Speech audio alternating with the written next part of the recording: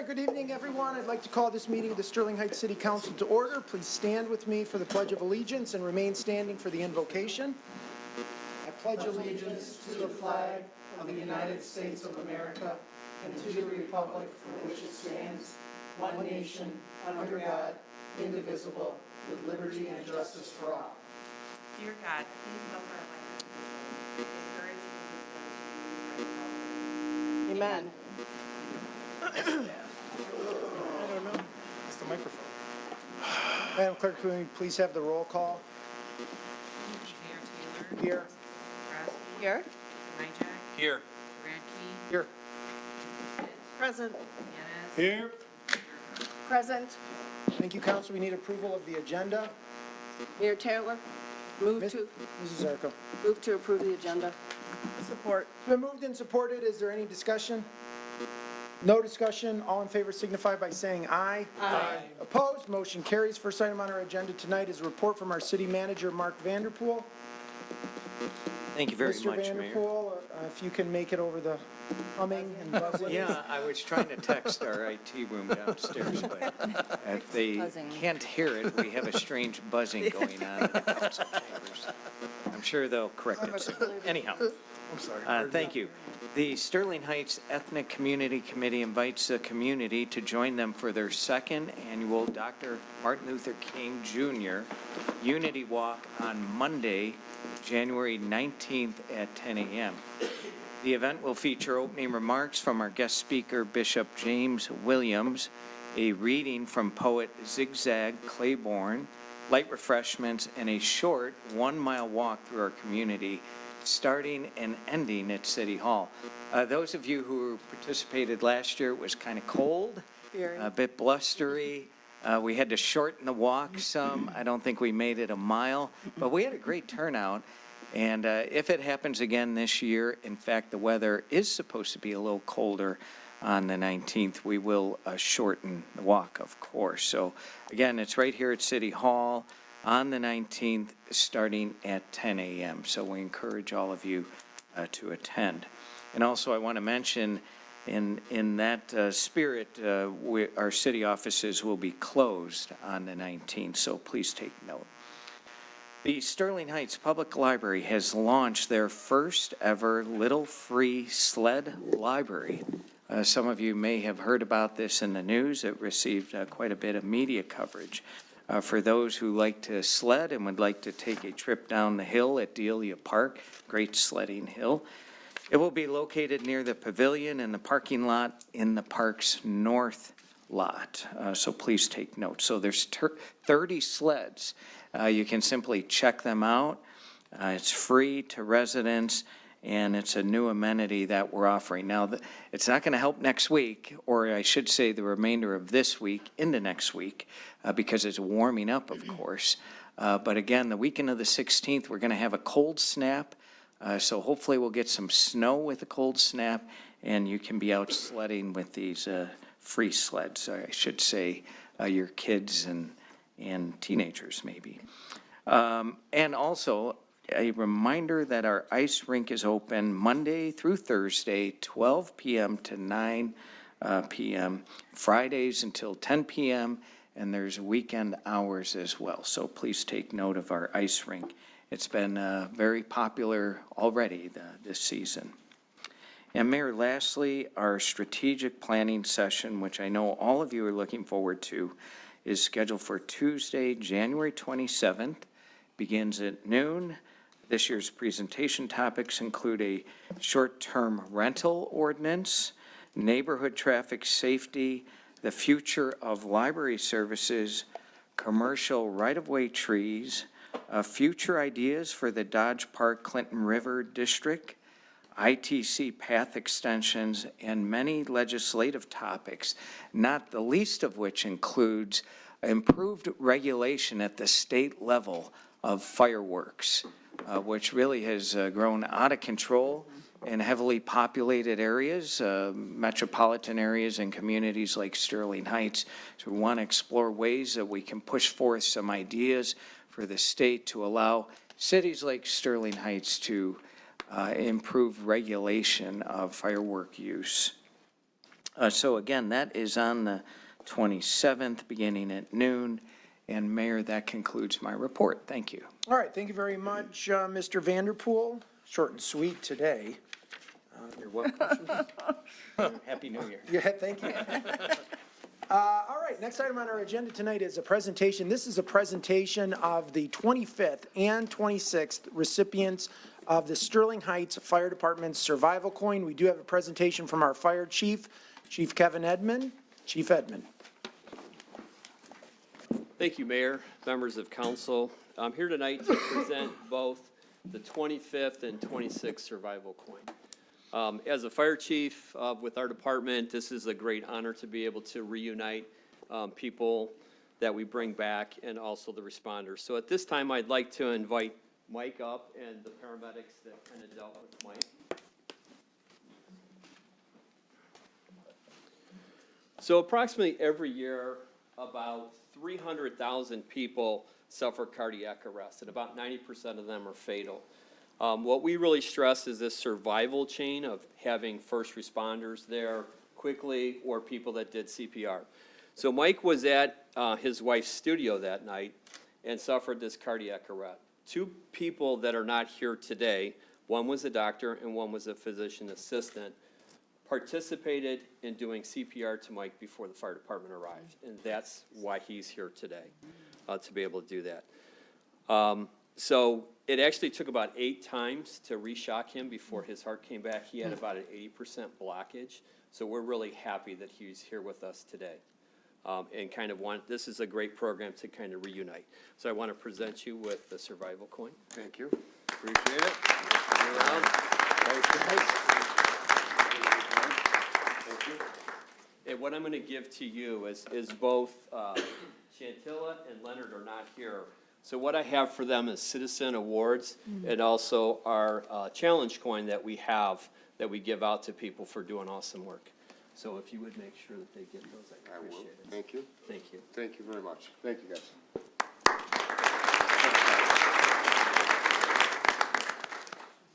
Now I'd like to bring up John. These cardiac arrests happened, Mike's happened on the 14th of November, John's happened on the 15th. They were Wow. back to back. So this is John. John was having some signs and symptoms of heart attack. He had chest pain. He had pain in his jaw and his arm. He kind of called his wife because his wife was shopping. Hey, what should I do? Call 911. So the fire department showed up. And while they were treating John for his heart attack, he went into cardiac arrest. And they successfully resuscitated him. He went to the hospital. They called a STEMI, which is the ability to get early notification for the cardiac cath lab, to get him upstairs so they can get a stent him and restore his blood flow to his heart. So he's going to receive the 26th recognition for the survival coin. Woo. I had to go through to get this, huh? So, and I'd like you to meet your Thank you, guys. saviors. Thank you.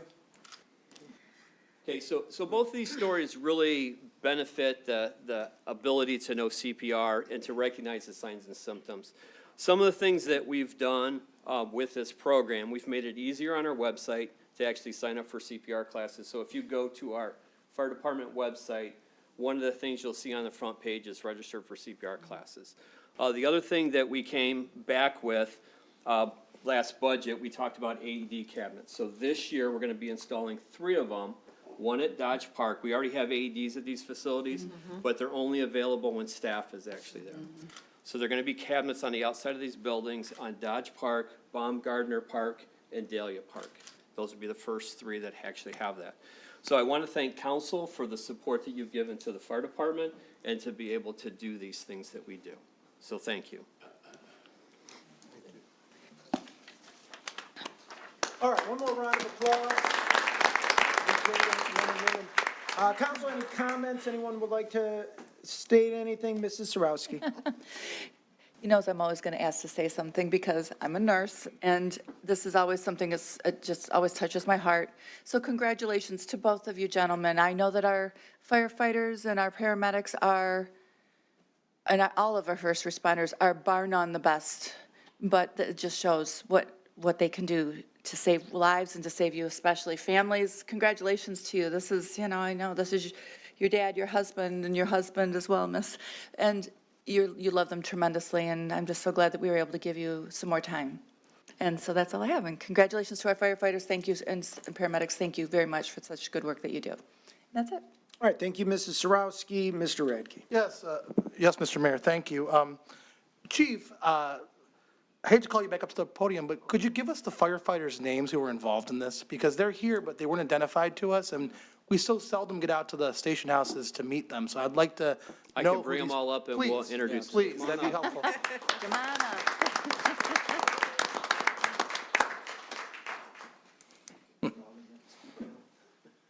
Ryan? Firefighter, paramedic Ryan Delaney. Training officer Andrew Pham. Firefighter, paramedic Jacob Stitchaller. Firefighter, paramedic Luke Zito. Firefighter, paramedic Ben Vachon. Thank you. Thank you, guys. Jacob and I came on the fire department together. So We got hired in the same year. he looks a lot better than you. He looks a little bit younger, yes, he does. Same I have a few years though. Gentlemen, thank you so much. I love the presentation of the survivor coins because it shows how important the fire department is to our residents, but also the training and the work you folks put in. Because these gentlemen, and I'm gonna give you a chance to talk too, sir and sir. Thank you. But you're here because of all this, because the residents support our fire department, because they are the best trained and best staffed department in the state, and because we all work together to keep our residents safe. And it's always touching that you've come here and you have your families here, and I know they're so happy to have you here. But, other cities aren't as blessed as we are. They don't give the resources they need for their fire departments. They don't give the resources they need for their police departments. We're blessed to have this, and this is a perfect encapsulation right here today. You both are with us because we have great residents who helped us out and tremendous firefighter paramedics who work to save your lives. So I want to thank you, gentlemen, for the work that you do. And I'd really love to hear from you guys if you want to say any words to the city or the council or the fire department. You don't have to, but we'd love to hear from you because you know what? Mrs. Bobo It's wants so to. great to see you. Yeah, come on up, please. Okay. On that note, Yes. what I will say is that the whole experience was comforting. They were proficient. I mentioned the word exactitude. They exactly knew what to do at the right time. They were confident and totally competent. So if that's their training, keep it going. You can raise my taxes, but it goes to them. Okay? Oh, I'm sure they're happy to hear that. All right, thank you.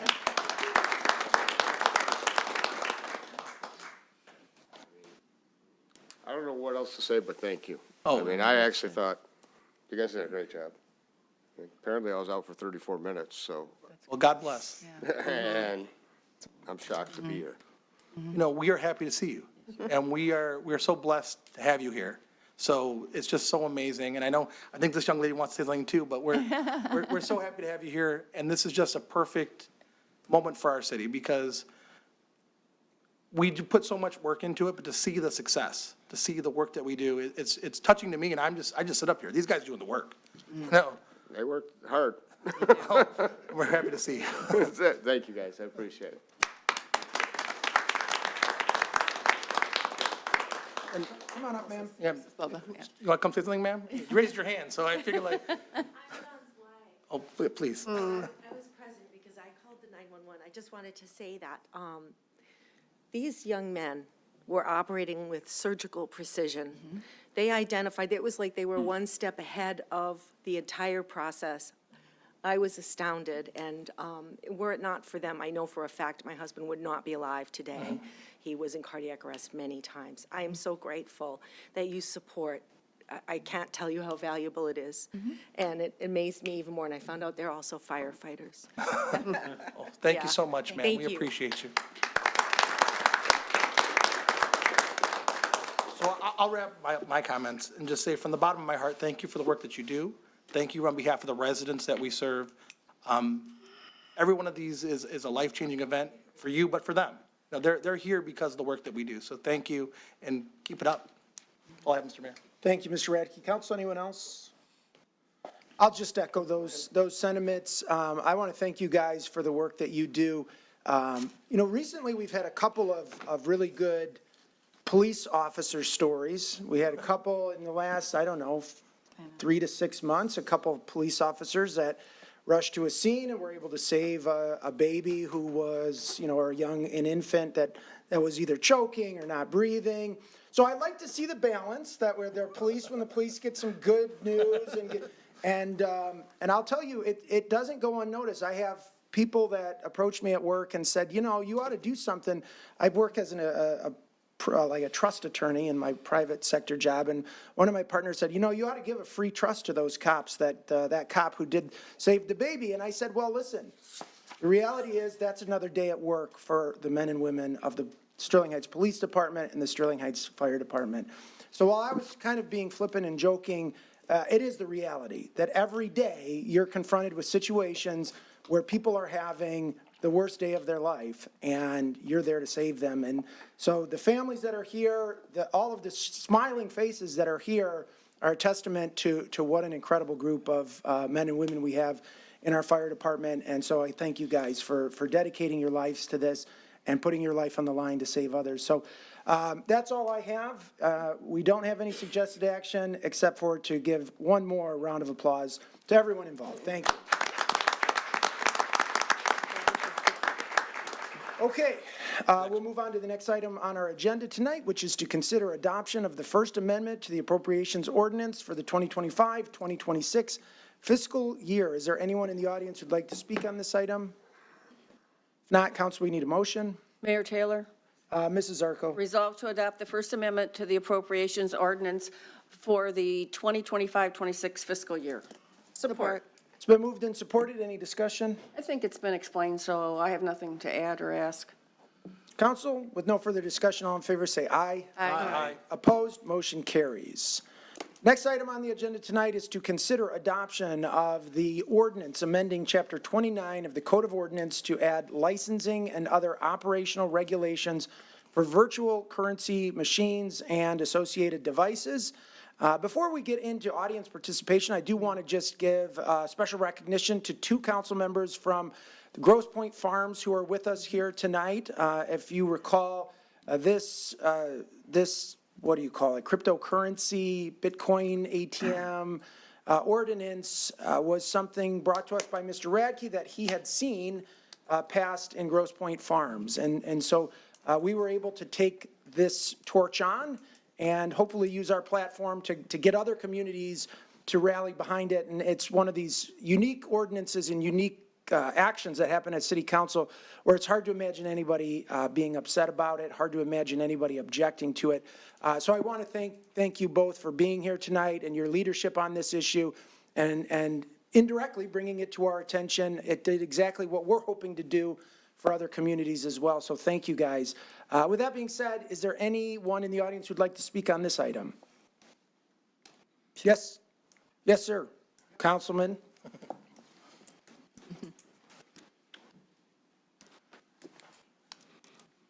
Thank you for the introduction, Mayor. You're welcome. Thank you for being here. My name is Lev Wood, and my address is 45 Deming Lane in Grosse Pointe Farms. I am here with my colleague, Sierra Donovan, my friend and colleague, and she and I, as you explained, were the sponsors of this crypto device regulation that we're talking about here tonight.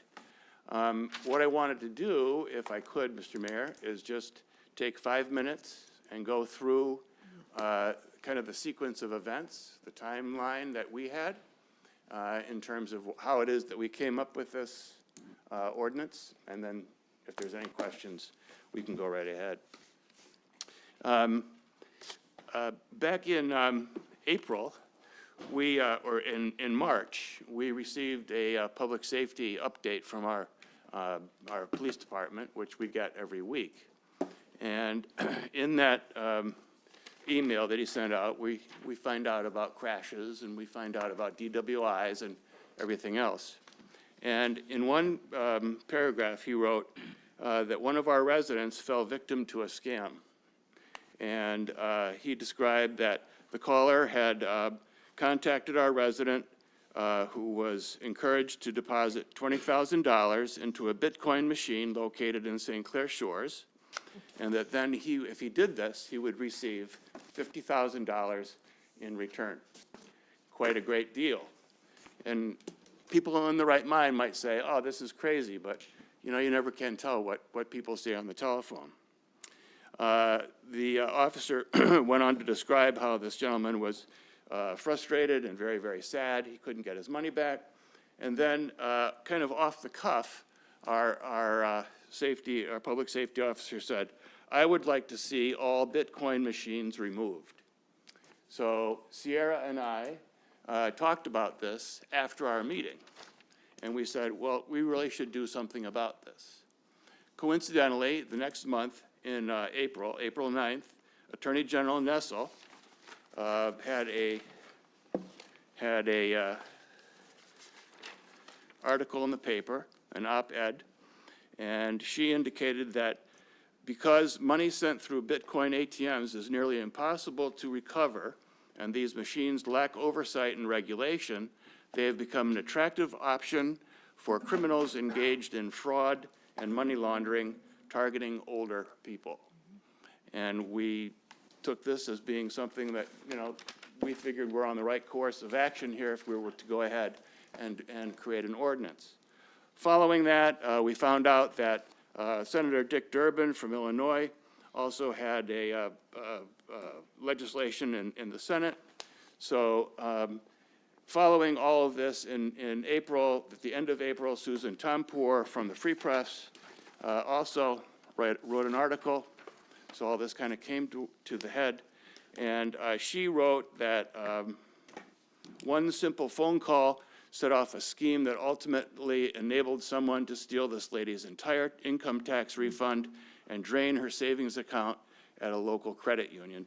And she is out $17,500 in all.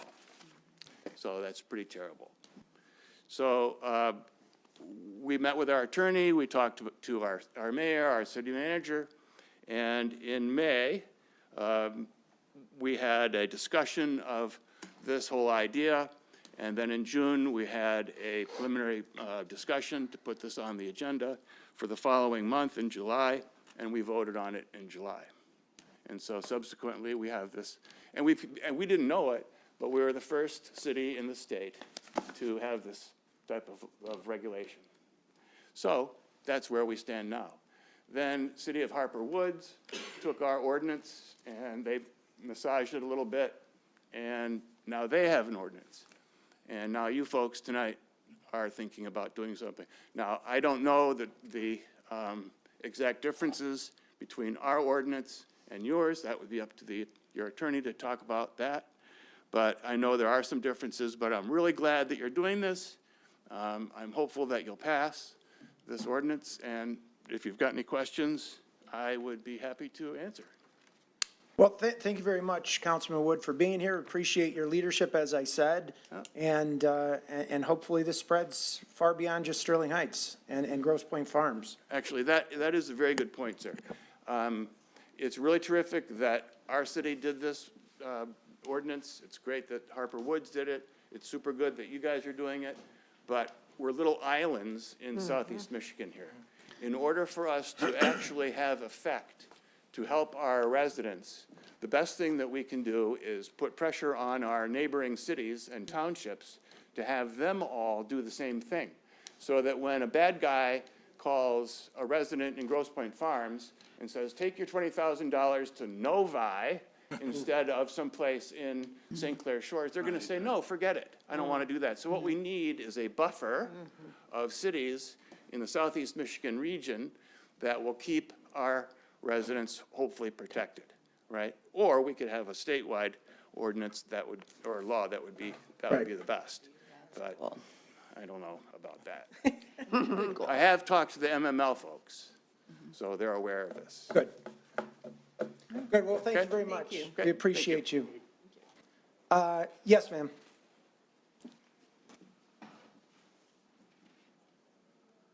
I also have some comments. I'm Dennis Roses. I'm a volunteer advocate for AARP of Michigan, and I know the senior citizens are affected very much on this. The situation with them is not usually things as far as quick types of investments, that kind of thing. A lot of times when a phone call will come in saying that a relative is in danger, something like that, where the money is needed very quickly. And so they'll be given instructions as far as to go to a specific machine in order to do a transaction. And a lot of times, well, then a lot of our members do not have the ability to be able to react to that emergency logically. As a result, what they will do is they'll follow the direction of the people who request these types of things, and then the money will be transferred, and then a lot of times, very difficult to recover. I see the prototype of what the Grosse Pointe Farms people have there, and I think it's very good. One of the things which is a big problem is that there's no safeguards on this. It's more like an open field as far as people doing this type of thing. And I think some regulation needs to be established to avoid any sort of bad deals and also quick money for people who really haven't earned it. Thank you. Also, I'd like to thank you for allowing me to speak on this subject. Our pleasure. Thank you for being here. Anyone else on this item? Miss Cassie? Member. Hi, everyone. Cassie Thierfalder, I'm the manager of advocacy with AARP Michigan. But I just wanted to say thank you so much for the revisions that you've made to this ordinance. It's going to provide so much more protection to the residents of Sterling Heights. By adding those daily and monthly transaction limits, you're helping to prevent someone from losing their entire life savings in one act of fraud. So thank you so much for doing that, and we're so grateful to you for taking this big step forward. Thank you again. Thank you for being here last meeting. It was 3 weeks ago, I believe, but that was obviously very impactful in getting these changes and updates, so thank you. Anyone else in the audience who'd like to speak on this item? If not, council, we need a motion. Mr. Mayor, Mr. Radke. resolve to adopt the ordinance amending Chapter 29 of the Code of Ordinances to add licensing and other operational regulations for virtual currency machines and associated devices. Support. Been moved and supported. Any discussion, Mr. Radke? Yes, thank you, Mr. Mayor. I think that the revisions suggested to us by ARP and debated, obviously, by our colleagues are very good for this. It's not exactly what I would want, but that's why we have a consensus-driven body here. I think that it's a shame that we have had over $400,000 worth of fraud at these virtual currency machines, and I think this is a small step for our city to fix this problem. Obviously, we sent, I guess through the chair to Mr. Vanderpool, did we send a letter to our legislators about this?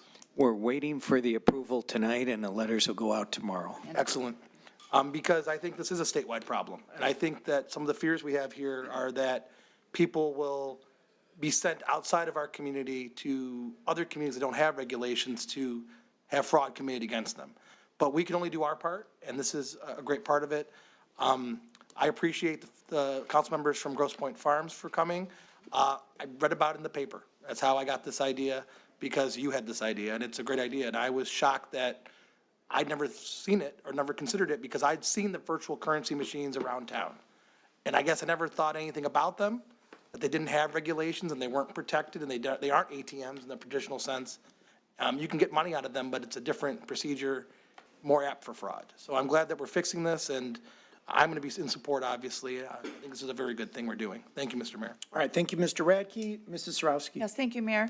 I also want to thank the Grosse Pointe Farms council people. Thank you so much, because although we think we always have great ideas on our own, it's really good that we can follow in your footsteps a little bit. And I appreciate that, because we do, great ideas are great ideas, no matter where they come from. And also to Cassie and Dennis for being here this time. Thank you for being here, because your input and the perspective that you brought really did, as Mayor said, helped us make good decisions and helped us craft this ordinance to where we think it's going to be very impactful to the residents. I deal with a lot of seniors, and I'm pretty much close to being one myself, so next year.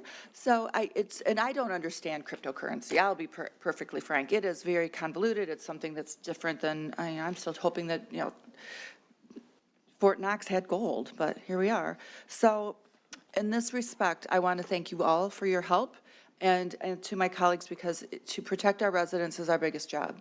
And I'm thinking that this will do a lot toward that, and that's all I have. Thank you. All right, thank you, Mrs. Sarowski. Council, anyone else? Mayor Taylor? Mrs. Schmidt. I, as well, would like to thank our colleagues from Grosse Pointe Farms. And Cassie, I have to tell you, our discussion up here 3 weeks ago became so organic. It was really one of the best council meetings we've had in a very, very long time, and you were a big part of that, because you kept giving us more information for us to tweak even farther, and I couldn't be more pleased with the teamwork of everyone. I mean, I personally have reached out to other communities neighboring from us, and I know my colleagues are, we've all trying, we vowed to do that. But getting other communities to get on board, you can talk to them, but, lead a horse to water, the whole saying. But this is about protecting our residents.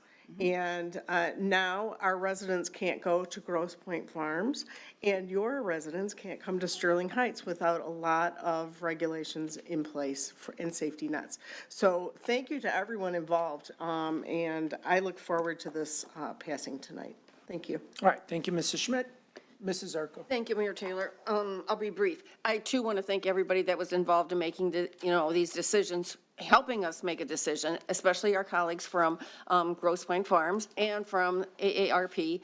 But what I really brought, as Mrs. Schmidt said, that at the last meeting, there was so much information that you gave us, because ARP is actually the largest successful lobbyist for seniors in the country.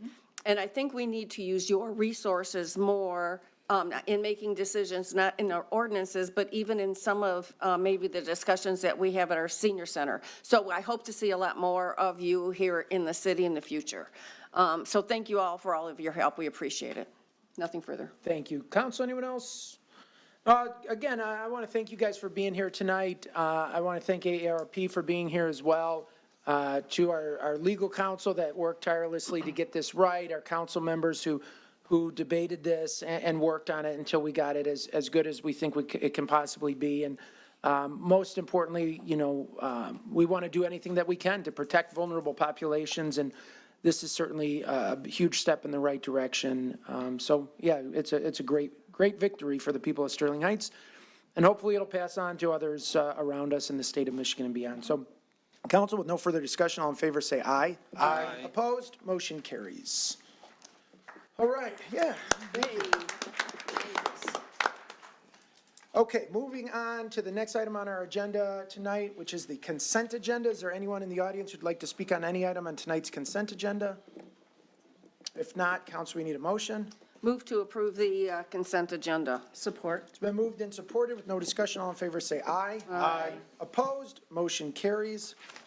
Next up is a budget amendment, or consideration item. This is to consider a budget amendment to increase the city council education and training budget by $30,000 for the fiscal year 2025, 2026. Is there anyone in the audience who'd like to speak on this item? If not, council, we need a motion. Mr. Mayor, Mr. Radke. resolve to approve a budget amendment from general fund reserves to increase the city council education and training budget by $30,000. Support. It's been moved and supported. Any discussion, Mr. Radke? Yes, briefly, Mr. Mayor. I thought this was going to be a part of the mid-year appropriations ordinance. I guess it came as a separate item, which is no big deal. I guess it's the same effect. So that's why I proposed it last week the way I did. Essentially, we have both new members on council and continuing members, and we're working so hard to learn things. And today's meeting is a perfect example of this. The folks from Grosse Pointe Farms had a great idea on cryptocurrency, and we took it and ran with it, and we've gotten a lot of attention, but it was their idea. Like Mayor Pro Tem Sarowski said, the best ideas are stolen. We just take the best from around the state, and this amendment is to give all of us the opportunity to go to these conferences and to go to these meetings and to go to these sessions and learn more about the best ideas in the state. And to make it fair so everybody can go, because there was some talk about, well, some folks can go or some folks can't, and it's silly because I've brought back great ideas from these conferences. I'm currently talking to city administration about an idea I got from the National League of Cities about using AI to monitor our fleet of car use so that we know where they are all the time, have cameras outgoing so we can see what they see. And also, I mean, it was fascinating. For example, the city of Ann Arbor puts a air tag on almost every piece of equipment they have, from lawnmowers to trailers to everything else. And I wouldn't have learned about these processes and about these things they're doing without talking to my colleagues in these fellow communities. So I would be in favor of this. I think this is going to fix the budget going forward for these conferences and to make sure that we can all both attend and learn and bring those ideas back to improve our community even more. That's all I have, Mr. Mayor. All right, thank you, Mr. Radke. Mrs. Sarowski. Thank you, Mayor Taylor, and thank you so much, Mr. Recchi, for bringing this up. I don't think we realize how expensive things are anymore. It's a $30,000 increase. That allows all 7 of us to be able to go to some events that we could not make because we didn't have enough money in our budget for it. And although $30,000, nobody should ever sneeze at anything, any amount of money, but this is to be used for good. We talk to the residents a lot. Residents give us good ideas too, but there's so many, as we just saw tonight with the Grosse Pointe Council, there's so many other good ideas and good people that have these ideas, or just, they might even, some of these citizens from other cities might have ideas that they haven't even been able to launch within their city, but could apply to our city, that we would be able to hear from. So these things are, these conferences, and I'm, as my colleagues will attest to, I don't go to a ton of conferences, but big conferences and conferences that apply to a broad base are important, and I'm very much in favor of getting us because it's an education and experience, and this gives us some more tools to help provide good services to the city. That's all I have, Mayor. All right, thank you, Mrs. Sarowski. Anyone else, council? Mr. Majek. Thank you, Mr. Mayor. I appreciate the comments from my previous council members. Personally, I'm not going to support this just because I think this increases the cost of government a little bit. I met a lot of residents over the summer who are dealing with higher costs on their daily lives with everything. And, you know, being a new council member on here, very uncomfortable on voting, you know, within a month or two of me being here on increasing the budget of our council by $30,000. But I respect the previous councilman's talking points on this. So thank you, Mr. Mayor. All right, thank you, Mr. Majek. Anyone else? Mrs. Zarko. Okay. First of all, I have to agree, not because I've been here the longest, so as a senior member of council, I agree with you, Mr. Majek, that this is something that doesn't have to be done. I think that you just don't blanket say we're going to add $30,000. It's got to have a reason. And right now I don't see one. And I have to tell you, in talking to members, they prioritize what they want to do. Whether it be an MML conference or a convention, it could be something at NLC, it could be a National League of Cities conference in Washington, D.C. for legislators, which in our case, we talk to our legislators periodically. They are very approachable. And I really felt that when you talk to your legislators in Washington, it's for those communities that actually don't have that same opportunity. So I didn't go this past year, and I didn't go to the National League of Cities in in Salt Lake City. And my objective is rather than to spend the money there, I really wanted to go to the policy conference on Mackinac, because having attended in the past for the Michigan Municipal League, I learned that sometimes in 3 hours, you can accomplish what it takes 3 months or 6 months to do at the state level. But I didn't expect people to come up and say, oh, we're going to just increase the budget so that, you know, we can all go. I remember talking to Councilman Yanes a few years ago and saying, why didn't you go to an MML event? And he says, I would rather go to sustainability conferences. That was his priority that year. So those are things that I think of as that by just doing this blanket amount, people are going to take not the same, it's not going to be equal. You're going to find people that can't go because of their work schedule. or their interest, and then others that are just going to go because they want to, which is fine. But if we did something like this, I really think that every council member should get an allowance and decide how you're going to spend that tax dollar. But the way it's proposed right now, I am not in favor of it. Nothing further. All right, thank you, Mrs. Zarco. Council, anyone else? Mr. Yannis. Thank you, Mr. Mayor. I too am not going to support this.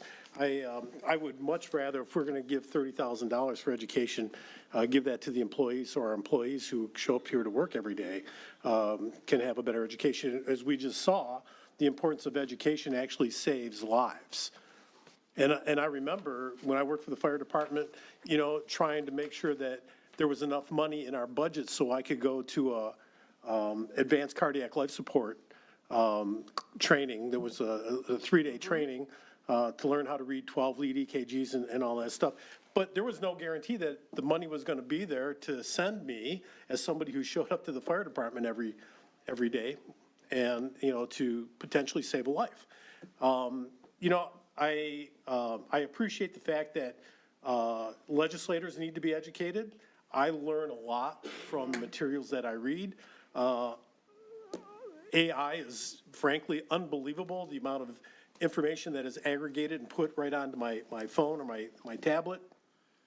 And it really is about choosing what your priorities are. You know, I'm a strong advocate for the environment, and so I go to the sustainability conference, which is $120. It actually costs more to stay at the hotel than it does to go to the conference. But I firmly believe that if we want to be a more educated city, let's bump up the education allowance for our city employees. I appreciate the fact that some want to go to the Mackinac Policy Conference. I actually paid for it out of my own pocket when I went. And you do learn quite a bit there, but also those breakout sessions are streamed live on their website, so you don't have to necessarily have to go to see the breakout sessions. You do get to network, and the network can be extremely valuable. But I just, and I don't, the $30,000, I'm not quite getting what the magic of that 30,000 is. So I'll stop rambling. I'll just say that I'm not going to support it. Thank you, Mr. Mayor. All right, thank you, Mr. Yanez. Mrs. Schmidt? Thank you, Mayor Taylor. I as well am not in favor of this motion. I think as a council, we have many opportunities to educate ourselves. However, I think we also have an opportunity to maybe rotate who goes to some of these bigger conferences. Because of my job schedule, don't attend all the conferences. I'm not able to with my schedule. And even when I don't go to a conference, I don't always feel like I get feedback from council members that had gone. So maybe if we rotate these bigger conferences, these more expensive conferences, and then have a workshop afterwards or have some kind of communication afterwards with, you know, things that the people that did go learned. So I just think by adding $30,000 to our budget at this point, we can do this a better way. So I am not in favor. Okay, thank you, Mr. Schmidt. Look, I can count the votes. I'm going to vote yes, but it doesn't seem like it's going to do enough to get this passed. You know, I think that the $30,000 is fairly well explained, I would say, in the backup material, which is that it would cover registration for 4 council members to go to the Mackinac Policy Conference, and then another $8,000 for other professional development. I know there's budgeted funds in here for me to go to meetings of the U.S. Conference of Mayors. My schedule has not allowed me to do that in the past few years, so that money has not been spent, even though it's been budgeted. Look, despite not going to those conferences, I can tell you that in my personal experience, it is incredibly valuable, very rewarding. As Mr. Radke pointed out, what happened tonight is a good example of that. You know, when you're able to be in an environment with a number of other people who are also involved in municipal government. You're talking with them, you're talking about the successes that you've had, you're sharing ways that the great things that we're doing in Sterling Heights can be brought to other communities and vice versa. And certainly you can do all that by watching other city council meetings from other cities. You can do that by watching on tape the sessions that they have. But there's no substitute for actually being in person and sharing, making those relationships so that you can, send somebody a text message and say, hey, we met at NLC and you might be from the Houston area, but you were talking about some ordinance that, some animal ordinance that you had. What can we do here in Sterling Heights? And it's just very valuable. And I think, we're a very big city. We're a budget of $300 million. This is it's $30,000 is a lot of money. It's a drop in the bucket compared to what our overall budget is. And I think we ought to take a look at it and say, we're spending money to train our police officers, our firefighters, our DPW. We're spending money. I think I just got an email that went to all city employees about some training that's mandatory that you have to go through. So it's not as if we're saying, look, let's take from somewhere else and spend it here instead. We're saying, based on the money that we have very healthy reserves, tens of millions of dollars in reserves. Might those reserves grow? Might the service that the residents get improve? Might the ability of our managers and directors and employees might they have a better environment to provide services if we at the top of the organizational chart are operating at our highest capacity? I think it's a good item here. Budgeting $30,000 doesn't mean it's automatically going to be spent. We're generally coming in under budget year after year after year. And so that doesn't mean we're going to obligate $30,000. It means it's there. And if council members feel it's important and that they can, get some professional development out of this, then look, I think it's a benefit to the city and it's worth the expense. So I'm going to vote yes, but I understand the arguments. And with that, I guess we'll ask Ms. Riska for a roll call vote. Radke? Yes. Mrs. Schmidt? No. Sarowski? Yes. Mayor Taylor? Yes. Mr. Yanas? No. Mrs. Yurko? No. Mr. Majek? No. Motion fails 3-4. We'll move on to the next item tonight, which is to consider reappointment to the Sterling Heights Area Community Foundation Board of Directors. Is there anyone who'd like to speak on this item? If not, council, we need a motion. Mayor Taylor. Mrs. Sarowski. Resolved to appoint, that's the wrong one. Back me up. Resolved to approve a budget, geez Louise. We're on the right You one. were on the right one. I was on the right one. Budget amendment, so this is the reappointment.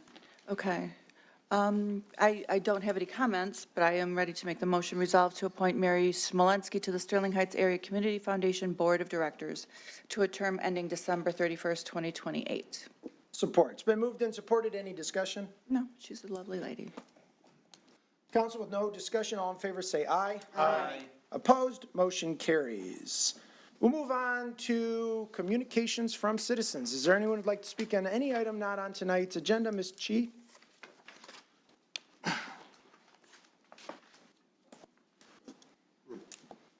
New Year to you all, council. New Year. Mayor, city manager. My name is Carol Chi. I live on Moravian in Sterling Heights since 1981. I'm going to talk about the sterling oak again, but not only that tree, but all the trees behind it that are going to be cut down. I was told several things recently, heard several things from the mayor and some city council members about, it's just a tree. And we've always cut down trees to build property, to do improvements. Yes, and we've always done a lot of things that we no longer do because we found scientifically or from some other reasons that it was not a wise thing to do. Also, you had us all vote for PPP while you sold off the largest green space left in the city at the very same time. It's kind of like a betrayal or a lie or a misdirection, to put it mildly, that we thought we were going to save large green spaces, and that is the largest green space left. that we could improve a little bit, put some park benches in there, plant some flowers, even plant some more trees or shrubs or whatever, put a little pathway in there to have a nice park that people can go to. Development, I heard it was in the master plan a long time ago. Well, when I first moved to Sterling Heights back in '81, and I was the block rep for about 12 years or so for our neighborhood, I heard that they were going to try to widen, the county wanted to widen Moravian, make it 4 lanes all the way up and down. So about 200 to 300 of us got together and went to one of their meetings and said, oh, no, you don't. I don't care if it was in a master plan that was written some 40 or 50 years ago. None of us wanted that because it is not industrial at all. There are hardly any businesses at all on Moravian, maybe on a couple corners, but mostly it's residential. So I'd say that is not a good excuse either. Building on Michigan wetlands and floodplains is bad because it increases flood risk, causes property damage, strains infrastructure, destroys vital natural filtration and habitats, and leads to higher long-term costs, especially with climate change, bringing heavier rains that overwhelm traditional drainage systems designed for drier conditions. Wetlands act as natural sponges and filters, while floodplains provide necessary space for rivers to overflow, like the Clinton River. Development removes these natural defenses, leading to worse flooding downstream and for other properties. It's just a tree. No, trees are the lungs of the world. And they've said that about the Brazilian rainforest, that they're cutting down so much of that. And they are truly the lungs of the world. They provide for a lot of the winds that go around the world, that keep the oceans moving, all kinds of things. And they just clean the air. And on a very hot day, if you go into even a small forest and walk around, it'll be like 10 degrees cooler. So it actually cools the planet and provides clean air. And also, that large ancient oak that's over 270 years old, 80 feet tall, it holds a ton of carbon. And when you cut it down, it is going to release that carbon into the atmosphere. So there we go with dirtier air again from that. So please, I hope that EGLE and the state of Michigan thinks about the floodplains and the wetlands and decides to put thumbs down on it and say, no, don't do that, a bad idea. Thank you very much for listening. All right, thank you, Ms. Jean. Mr. Romano?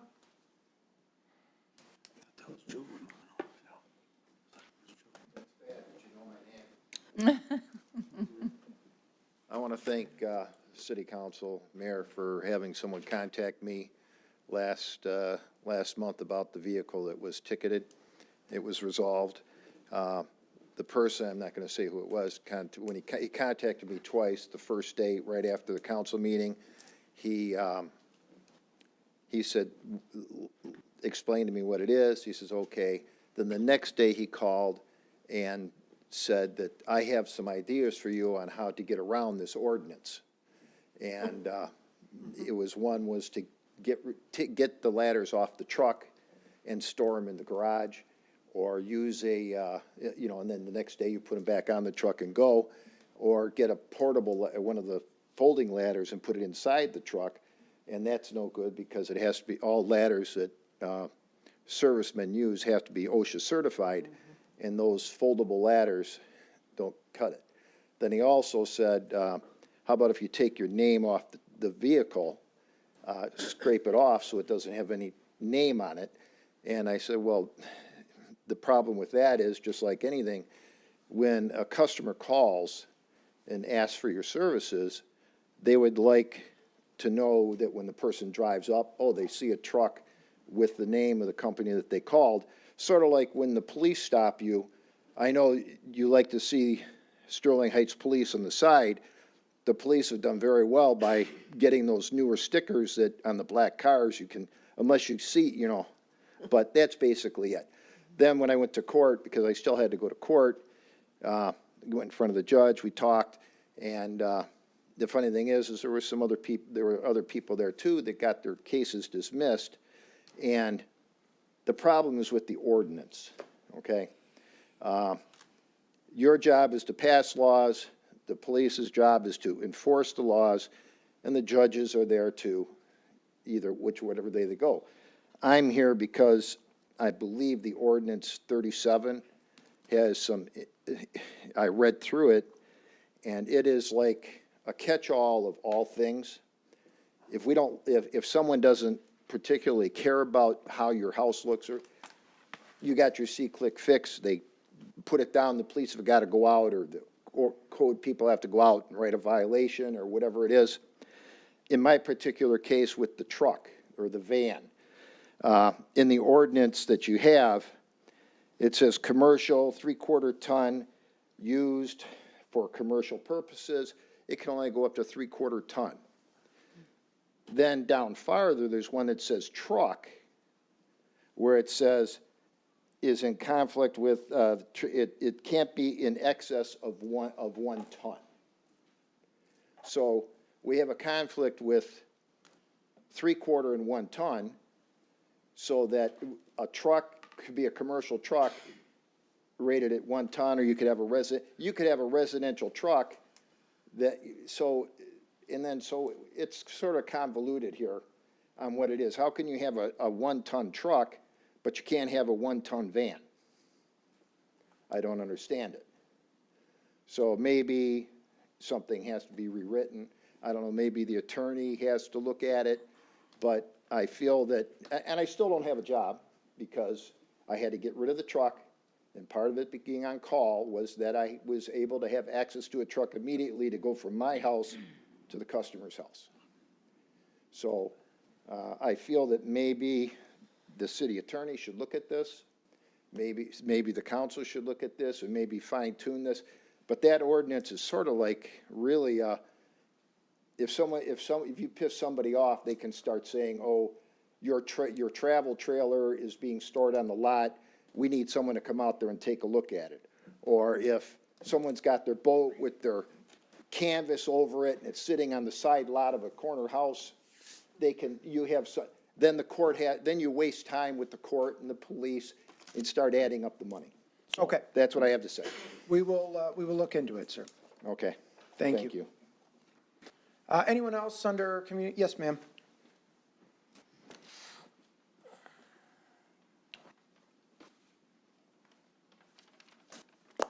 Happy New Year, Mayor, Council.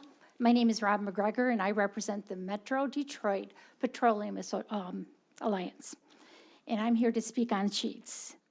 I'm here tonight on what happens with Sheets in Sterling Heights is not just one development. It's about fairness, transparency, and whether a community can be treated equally under the law. First, let's talk about predatory pricing.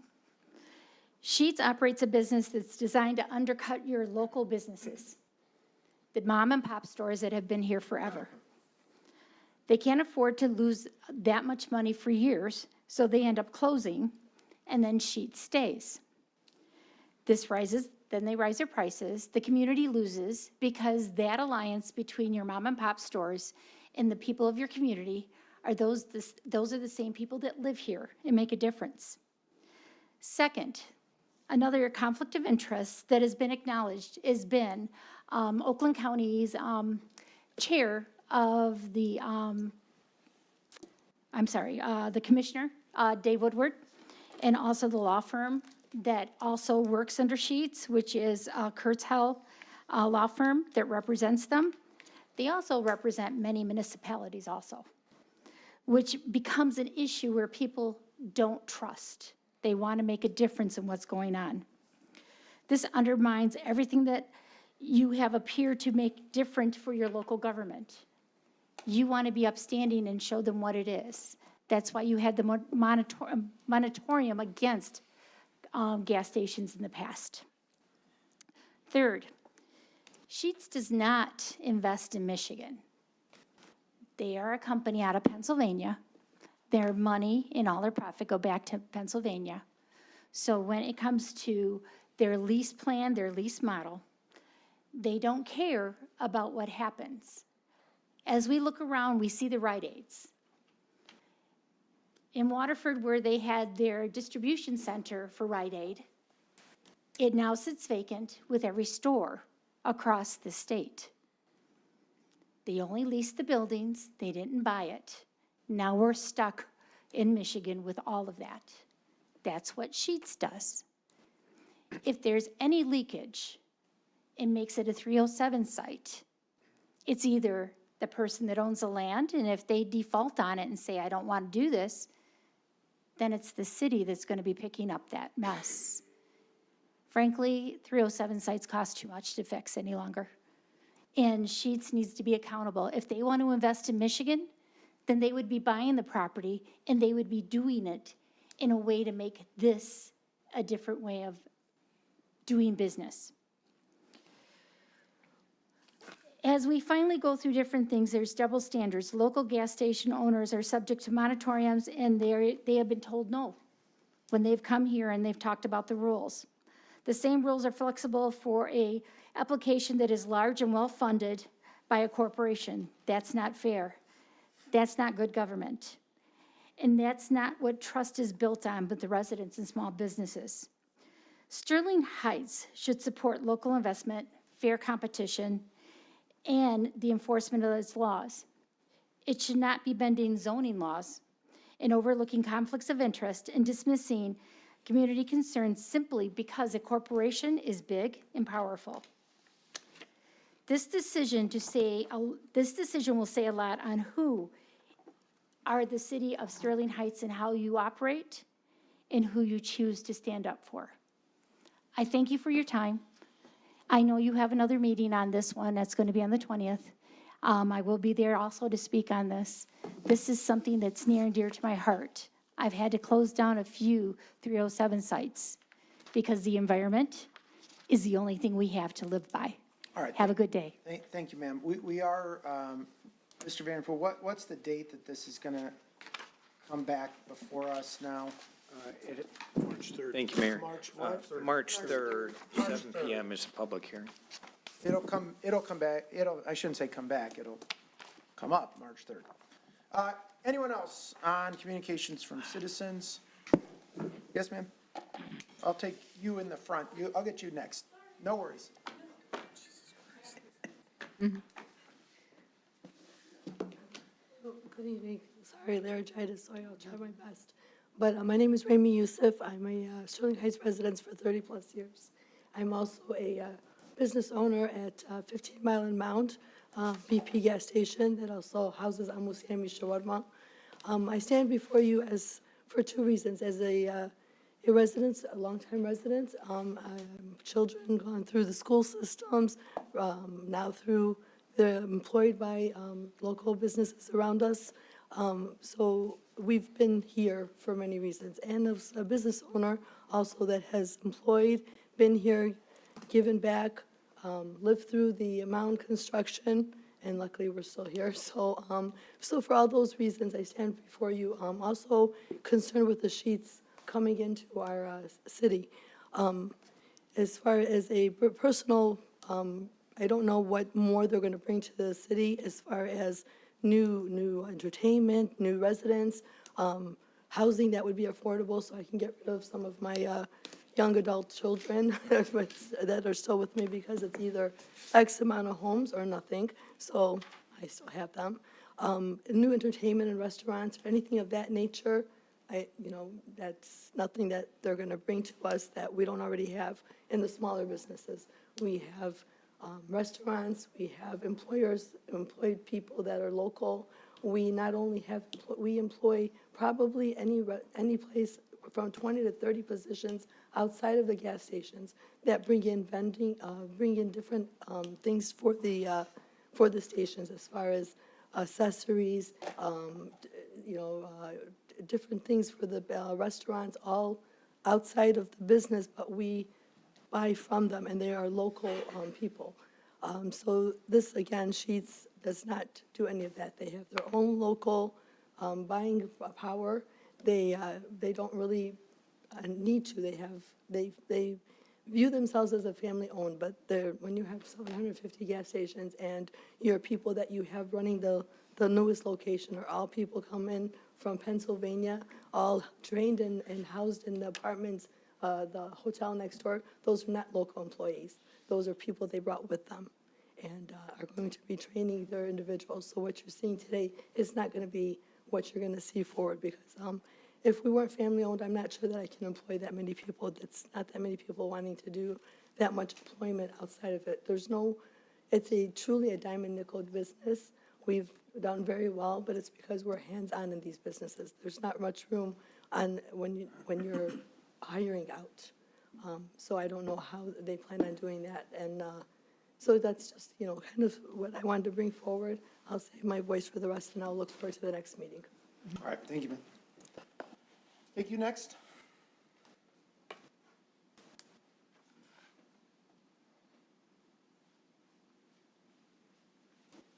Sorry about shooting up when it wasn't even my turn. I got excited to speak, I guess. Good evening, Mayor Taylor, Mr. Vanderpool, Mr. Koszubski, and members of City Council. My name is Elizabeth Capolo. I'm with the Sterling Heights Drug-Free Coalition. In the new year, we are changing our meetings to the second Monday of every month. And except for June, July, August, and September, during those months, we will be taking advantage of Dodge Park being the place to be on Thursdays and meeting the second Thursday of every month at Dodge Park.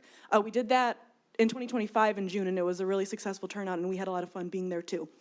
Our first meeting of the year is next Monday, January 12th at 5:30 in the conference room at the Sterling Heights Public Library. So if you are curious to see what we will be working on this year, we'd love to have you join us at any of our monthly meetings. And as always, thank you for your support of our mission. Thank you. All right, thank you very much. Appreciate the work that you do here for our residents. Doesn't go unnoticed. Anyone else under communications from citizens? If not, I'll close that portion, go on to reports from city administration. Anything tonight, Mr. Vanderpool? Nothing further, Mayor. Thank you. Mr. Koszubski? No closed session tonight. Council new business reports? Mr. Mayor. Mr. Yes. Thank you, Mr. Mayor.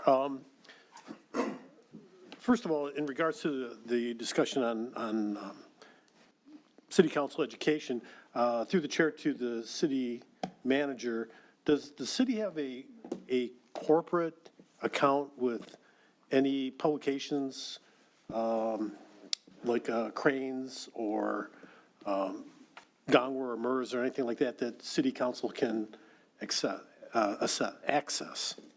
Mr. Vanderpool? Thank you, Mayor. Sure, Councilman Yanez. I'd be happy to get a list of memberships that we do have and credentials if city council wants to access those publications. Thank you. I have my own separate account for Cranes, and I find it very valuable. I start my day with seeing what's in Cranes, and that's Cranes business is local, so it affects especially the real estate and the business. I learn a lot from that publication. I think the rest of city council would find it equally as interesting. On another note, it was good to see the survival coins here tonight and the presentation, Mr. Mayor. I tried to get your attention, but you must have a crick in your neck. You couldn't turn your head left. So I'm sorry. it's okay. It's fine. It's fine. No, it's fine. Just speak up. I should. Hey, I should. I should have. Trying to get your attention over here. Thank you. I would never call you. I would never call you that name. But here's Never. ever. Not publicly. Ever. Well, you said that. Ever. But, here's the thing. So, per the chief, and he's absolutely right on the front page of the city website is the advertisement for the next upcoming CPR class, which is January 14th, and that's why I was trying to get your attention. So I'm mentioning it now. But, here's the thing. There's a charge for the class, and I get that there's a charge. But my understanding is, and the city manager can correct me if I'm wrong, because I only got this from one source, so it may not be true. But my understanding is that there's money that's taken from the fire department's budget to help put these classes on. And I closed my tablet, so I can't, off the top of my head, I think it was $35 plus another 17, so it was a total of about 50 some odd dollars. But that money is taken out of the fire department budget, and then when people pay, the money goes back into the budget, but it doesn't go back to the fire department, it goes to the general fund. Is that correct, Mr. Vanderpool? Mr. Vanderpool? Well, thankfully, I can phone a friend tonight, and that would be our CFO, Jennifer Varner. She was hiding back there. I did not see her. You'll be leaving soon enough. Enjoy as much as you can. Thanks. My turn. So yeah, I mean, that is true, but that's how we do any cost reimbursement. Like, so if I recall, when this was proposed by the fire department many years ago, it was proposed to add the expense with an offsetting revenue. That's how we do any expenditure that has an offsetting revenue. The expenditure gets budgeted, but the revenue goes into the general fund. But the reason that was approved was because it was an expenditure with offsetting revenue. If that, we don't track revenue by department. That's not how we do our accounting. So again, I'd have to go back and look, but at the time, I believe what it was we increased, because I believe the primary expense is overtime, because I believe that the firefighters do this on overtime. And so at the time, we would have increased the overtime budget to cover the overtime, but then it doesn't affect the change in fund balance because there's offsetting revenue that covers the overtime, if that makes sense. I mean, that's how we do all. Okay. Any kind of, I mean, even if you say you looked at a Parks and Rec class, it costs money, but then we have offsetting revenue. And when you put them together, then that is zero. That is zero. Wow. You somehow got this, okay, you got to zero. Hopefully. Well, so I'm just thinking, we had this discussion, thank you, Ms. Varney. Okay. You may not want to go far, but thank you. We had this discussion about, the $30,000 for education and so forth. And it just makes me wonder, why are we not spending $30,000 to give grants for people who maybe, you say, well, it's only $35 or $50 or whatever it is. But, you think of, maybe first-time parents that want to, learn infant CPR or something like that. Why aren't we giving out grants to people who can't necessarily afford to spend that money? Hard to believe someone, $35 would put a dent in somebody's pocket, but there are people out there who, may be reluctant to do a CPR class because they can't afford the $50. And I'm just wondering if maybe something we shouldn't take a look at is sort of doing a revolving fund where we invest X amount of dollars into life safety CPR classes, and then that money gets paid by the individual. It just goes back into these CPR classes, as well as potentially maybe setting aside some money for grants for people who want to take a CPR class but maybe can't afford it. I found it incredibly helpful, incredibly securing when we were expecting our first child to get a CPR class in infant CPR. I've unfortunately had to do infant CPR in my time in the fire department. Having, as we've all learned, having bystander CPR performed, it increases your rate of survivability multiple times. So anyways, that's just some thought I had. We were talking about spending money. I can't think of a better way to spend money than to help save lives. We want to make sure that our fire department is properly funded so they can continue to afford to put on these classes. And I'd appreciate any other consideration or thoughts from my colleagues on doing something like this. And did I mention the class is on the 14th? Yes. You can find it on the front page of the city website. And I guess you can pay through the website too, right? Mm-hmm. Yes, you can pay through the website. And that's all I have, Mr. Mayor. All right, thank you, Mr. Yanez, and my apologies for not seeing you earlier. Oh, my apologies for calling you a bad name. Oh, wait a second, I didn't, I'm sorry. I did. Myself. Mrs. Sarowski. Thank you very much. So wait, Mrs. Varney, come back. So to piggyback, because Mr. Yanez did make a good point, don't follow, Mr. Yanez? Yes. You made a good point. Thank you. Don't fall over that I said that. No, I was helping Mr. I know you are, and I appreciate that. No.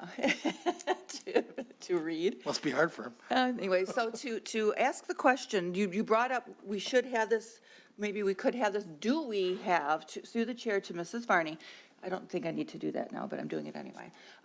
do we have any type of a hardship list or account or opportunity for our residents who would like to participate and just financially, just find it cost prohibitive? On any of our products that we present. Programs. Well, I said products for a reason, but I meant, it's programming, it is classes, it is anything else that we offer. Do we have something like that that we can consider people who would just like to go but can't afford to?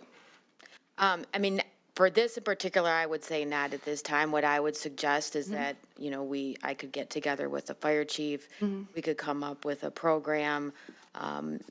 I think the simplest thing would be is, certain criteria, and then you just don't have to pay the fee. And I think that We have programs like that for, a complex one for property taxes.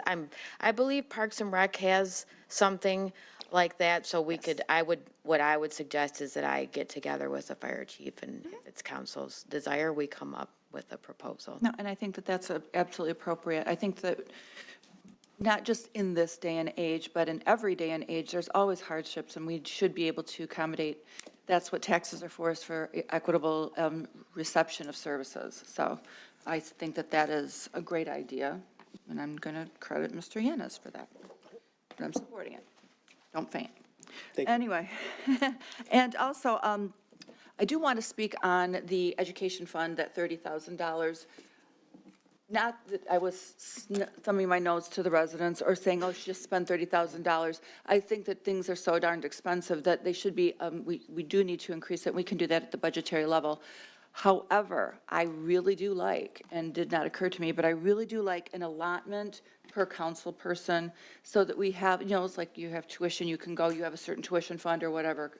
So I think that we would, I'm going to see how we can pursue that a little bit, because again, I'm stealing Mrs. Ziarko's idea. But I think that is something that would really, I don't want to, and then if there's a council person that isn't going, I don't go to very many. I just don't have that kind of time to afford to go away from my job right now. I could grant or whatever, proxy my money off to somebody else. So I think that that's something that we should pursue, as opposed to having one big lump sum and then just let it go without having it fairly distributed. So that's all I have to say on that. And on a general note, Happy New Year to all the residents. Thank goodness 2025 is out of here. Hopefully 2026 will be better, and we look forward to a great year with you all. Thank you. All right, thank you, Mrs. Sarowski. Anyone else? Mayor Taylor? Mrs. Schmidt? Thank you. Okay, so back to the CPR classes. Don't move. I would like to know, and maybe Chief, you know this, ballpark figure, typically how many classes do we offer a year, and how many participants are in each class? You can't answer for me. And if you don't know yet, you can get back to us. Okay. So I know there are expenses. The fire department issues American Heart Association cards. And Chief, are we doing Heart Saver or BLS? Do you know?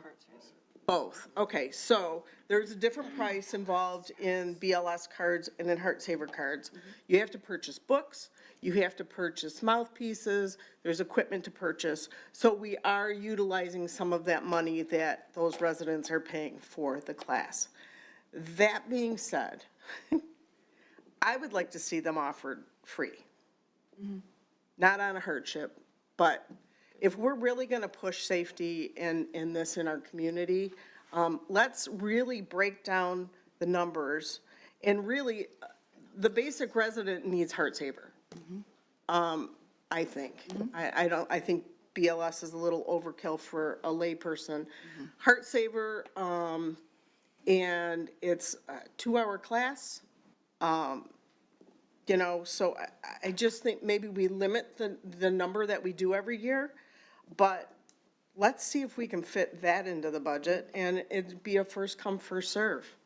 I would like to see no fee, or very minimal, just to cover those American Heart Association costs, because they are there. I know that because I purchase them through the fire department. So, I would like that information, and there's no rush on it, but just for future discussion. That being said, I have a couple of other issues. Through the chair, to Mr. Vanderpool, 2 issues for you. In Royal Oak, over the holidays, they were able to get a dumpster delivered from Priority specifically for residents to bring all their excess cardboard boxes from the holiday season. So, because our resident, I know for 1 week, Priority took overflow. But that was out there, you know, you get your Amazon deliveries more than a week before Christmas, so you have an abundance of boxes. So Priority did that for Royal Oak, and I'm just curious to see if maybe we could look into that for maybe next year, and have something available for our residents. I know a few residents have mentioned it to me, that it would be nice to have, and I know we never fill our recycling bin, and we have to wait a couple of weeks to get rid of all of our stuff. So it's just a thought. And my other situation is Moravian. Now, I can't tell you how pleased I am that Moravian Drive was paved. However, it is now unsafe because of how it's striped. They striped it differently. It used to be a left turn lane from 15 Mile to Edshire. And then you had 2 lanes going east and 1 lane going west. Am I right? No, the opposite, the opposite. You had 2 lanes going west, 1 lane going east, with a drive around at Wood Villa and at Alta Vista. You could drive around. So if someone was turning left into Alta Vista or Wood Villa, you could drive around. Now it is a left turn lane from 15 Mile to Hayes. And I will tell you 3 times in a week and a half, I almost had a head-on collision because I was in that left turn lane and people coming westbound onto Moravian, and a car is turning onto Wood Villa or Alta Vista, the cars behind them go into the left turn lane now to go around the car that's making the right-hand turn. I know it sounds confusing, but 3 times now I've almost had a head-on collision. And if I'm having that issue, other people in my neighborhood are having that issue. It's very unsafe. And I think it's 40 or 45 miles an hour. It's too fast. It's not slow. So I think, you know, I've reached out to Mr. Van Sickle and I've reached out to Mr. Romano, and it needs to be striped differently because people are going to get injured. And on that, Happy New Year, everybody, and that's all I have. Thank you, Mrs. Schmidt. Anyone else? Mrs. Zarko. Thank you, Mayor Taylor. I'm going to ask a few questions about CPR classes, just because we are talking about it tonight. Would CPR classes qualify for CDBG money? I mean, because in there it's for housing, it's for home repairs, that kind of thing. Would the CDBG money qualify to pay for CPR classes? So that's just the question that I had.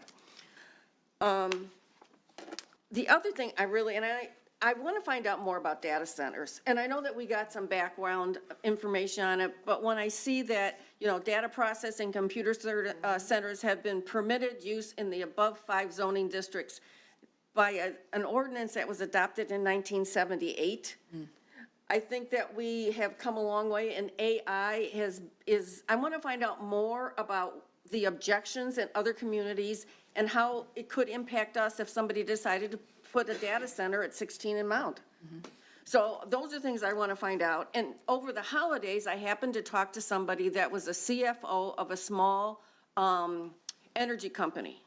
And they were being courted by a company that wanted their services so they could start a data center somewhere else. And one of the things we talked about is the sound that comes from them is like a continuous hum. So, I mean, those are things, because you know we're all noise sensitive in Sterling Heights. So, those are things I want to find out. I think we need, and then tonight as I'm watching the news, I can't remember if it was Northville or Northville Township went and put a moratorium on data centers for 1 year until they could get all the research that they needed, before any decisions could be made in the future. So first of all, I think we need to look at the ordinance more and see if there's any changes, and to put a hold on this until we get more information, because it's a hot button item right now, and I don't want us to be caught in a situation where we won't be able to say no if we want to. So if we could start researching more on that and getting back to us, and see what we can do to protect the residents. And Happy New Year, and that's it. All right, thank you, Mrs. Zarko. Anyone else? Mr. Majek? Yeah, thank you, Mr. Mayor.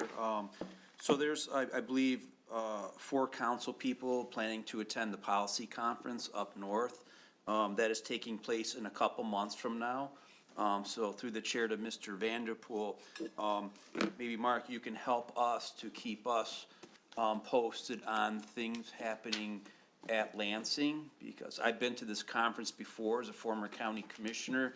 You have incredible access to many people, state reps, state senators, to time to meet with people, spend time with them, build relationships, and maybe we can take a look at a couple issues. I don't know if there's 3 issues, 5 or 10 issues that are happening at the state legislature at that time period, so that those are things we can think about, the council people who are gonna go up there, some talking points. So, thank you, Mr. Mayor. Thank you, Mr. Majek. Anyone else? Going once, I think I might have missed one, maybe not. Mr. Mayor? Oh, Mr. Radke, Sorry. of course. I just wanted to second Councilman Zarko's comments on data centers. You know, we have some valuable industrial property in the city. It could be repurposed for, I don't know, a full size, but, different options like this.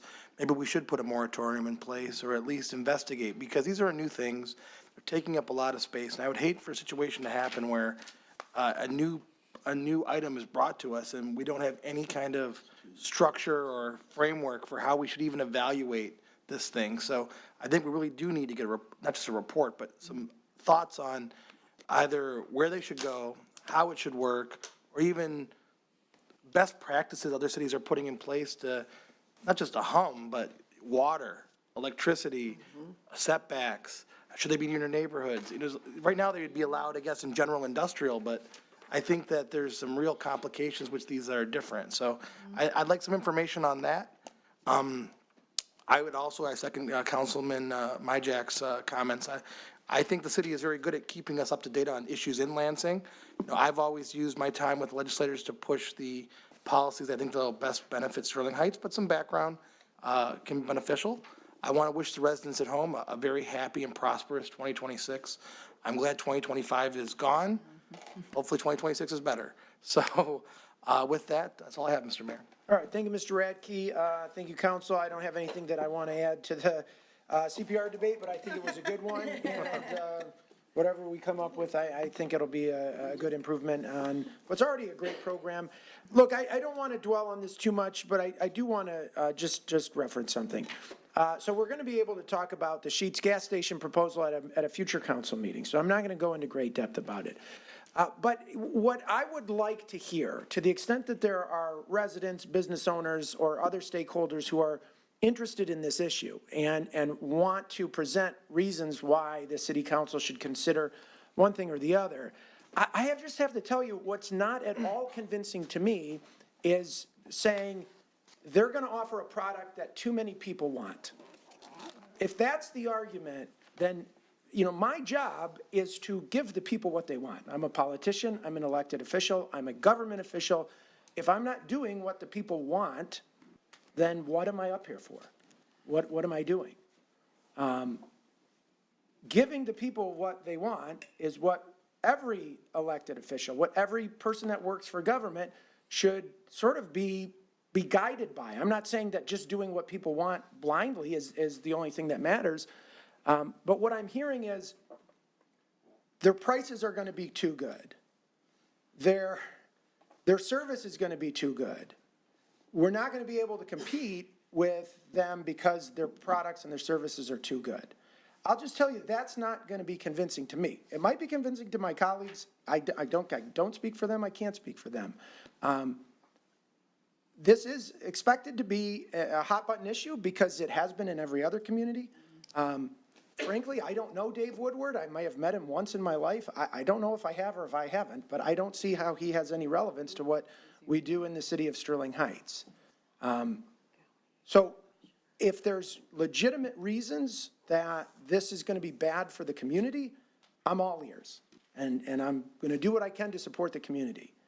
But this kind of reminds me of my good friend, the city attorney here next to me, who was, you know, there was this restaurant that was proposed in the city somewhere, and I thought, and it ends up, it's not going to happen. The Raising Cane's is not going to happen. I'm not blaming Mr. Koszybski. I'm not blaming him. But what I said to him was, so you're telling me it's going to be too popular. The residents are going to want it so much that we have to say no to it. That doesn't make sense to me. It doesn't make sense. And I don't mean that flippantly. I don't mean it to be like, hey, you know, I get it. And I understand that there's a concern when large corporations come in and they start slowly or not so slowly changing the fabric of a community. But, you know, the people shop at Walmart. They go. They shop at Walmart. I mean, Walmart's willing to pay, how much do they pay us a month to have a police officer? That's a great point. I would say on average about 15,000 a month. They pay us, one store pays higher than that, 20,000? 30,000 a month. Walmart pays the city of Sterling Heights, the Walmart at 14 in Van Dyke, pays the city of Sterling Heights $30,000 a month just so we can have a police officer out there. That's how valuable it is. That's how many people shop at that location. And so while I lament that there are mom and pop shops and there are small business owners and there are good products that are probably made with more skill and made with more love and made better, we as a country are addicted to cheap junk from overseas. And we're going to continue to be. And so and until that changes, it's not my position, I don't think, to say your gas prices are too low, the food you offer is too convenient, the business you're doing is too good, you're not welcome here. So if there are legitimate reasons that this is a bad proposal, I am all ears. But those sort of things don't work on me. All right. Good meeting, everyone. I'd entertain a motion to adjourn. So moved. Support. Been moved and supported with no discussion. All in favor, say aye. Aye. Opposed, motion carries. Happy New Year, everyone. Welcome to 2026, and thank you for being here.